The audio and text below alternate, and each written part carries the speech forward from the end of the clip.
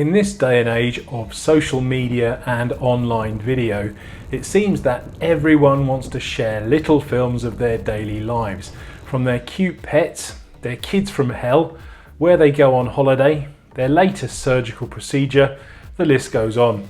And us cyclists are no different. We love to show the world our ride and the bikes we ride them on.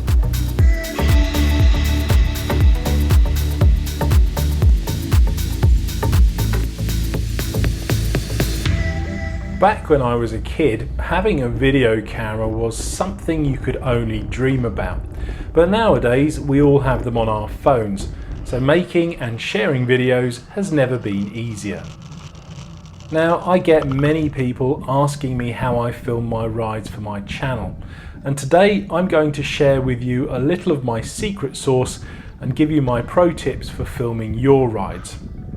In my humble opinion, many cycling films are generally let down by three simple things. The shots can be pretty wobbly, they have a limited selection of angles, and the sound can be hard to hear when someone's talking.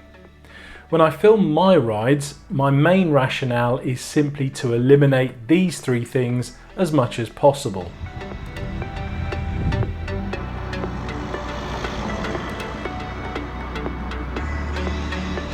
So let's start with the cameras I use. If you watch my films to the very end, you will see an end screen that says that I use GoPros. To be specific, I use the GoPro Hero 6 and the GoPro Hero 4 Session. Now, both of these cameras are getting on a bit. The Hero 4 Session came out in 2016 and the Hero 6 back in 2017. But they're still great at what they do and almost perfect for my needs. Without going into too many technical details, the Hero 6 shoots 4K video and the Session shoots HD.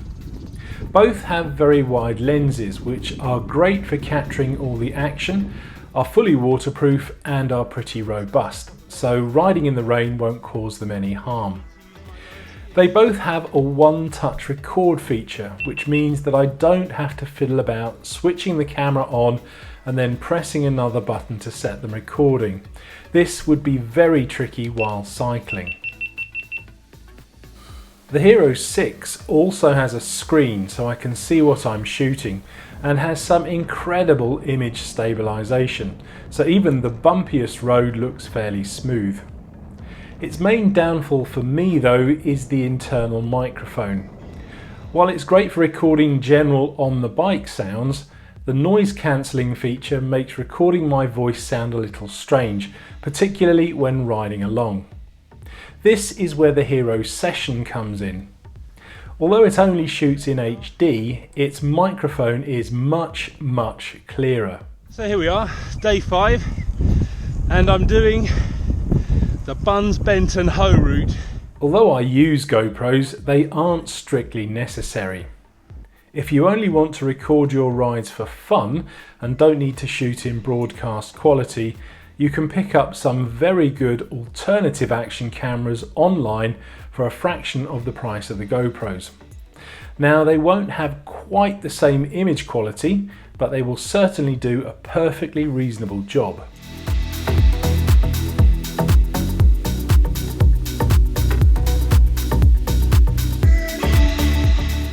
So why do I use the GoPros and not the cheaper ones? Well, as many of you will know, when I'm not out riding my bike, I'm a professional cameraman and corporate filmmaker, and essentially I use them for work. While we're here, I might as well do a rather clumsy and blatant plug for my business. I can't give my secrets away for free now, can I? Basically, my day job is making things like promotional, marketing, training and how-to films for all kinds of businesses, which they then use on their websites, YouTube channels and social media. If you need something like this done, please get in touch. You can check out my professional website in the description below.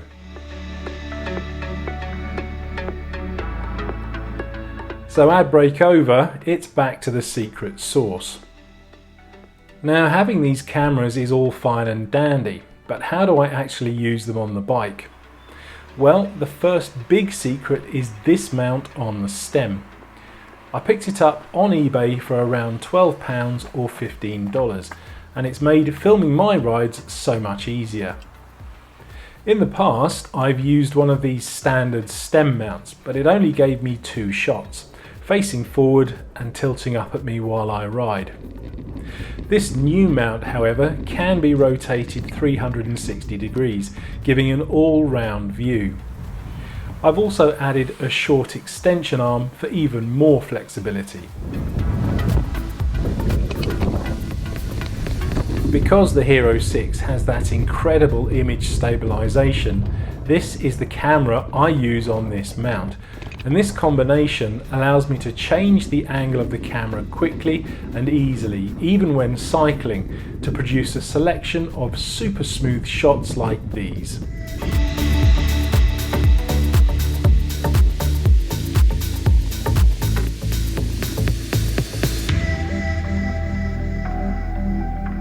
The Hero 4 Session I use with an old broken GorillaPod and GoPro tripod mount adapter. This simply screws together and is stored in my left-hand jersey pocket for easy access. Essentially, I see this as just a microphone that also happens to shoot video. I can easily take it out of my jersey pocket while riding, set it recording, say my piece, and then put it away just as easily. The Session doesn't have any stabilization, but because it's handheld, my arm absorbs most of the unwanted movement. It doesn't have a screen either, so it's a little point and shoot, but over the years I've developed a feel for where it needs to be. Having said that though, I don't always get it right.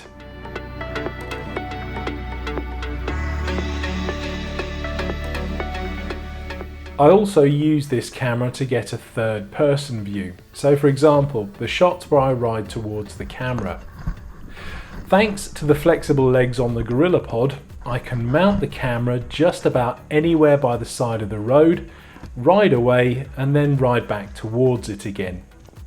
The lack of screen does make it tricky to frame the shot precisely, but the wide-angle lens means that I can usually get a reasonable, if not slightly distorted shot. If I want what I call a following third-person shot, I need to enlist the help of one of my cycling chums. After removing their saddlebag, I attach a seat rail mount underneath their saddle, attach the Hero 6 and simply ride behind them. With the image stabilization on the GoPro, it works amazingly well. I can even start and stop the camera recording with a voice command.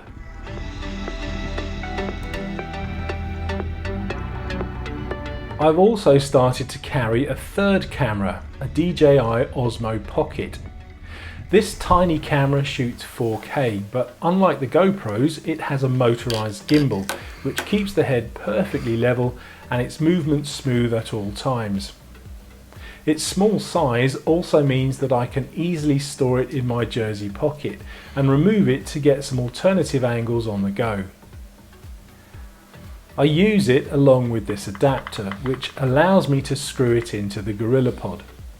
Again, this can be mounted on all kinds of surfaces for a third-person view, and I can relax knowing that the gimbal will keep everything perfectly level.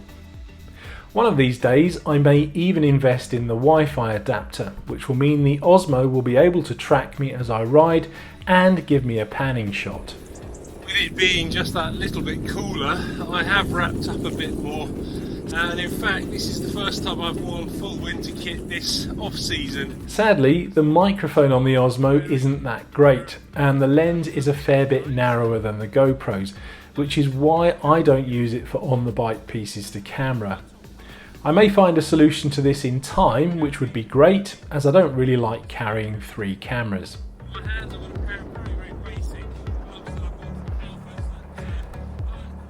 So that's a glimpse behind the curtain and some of my filming secrets revealed. Hopefully this will give you some ideas about how to film your own rides. Thanks for watching.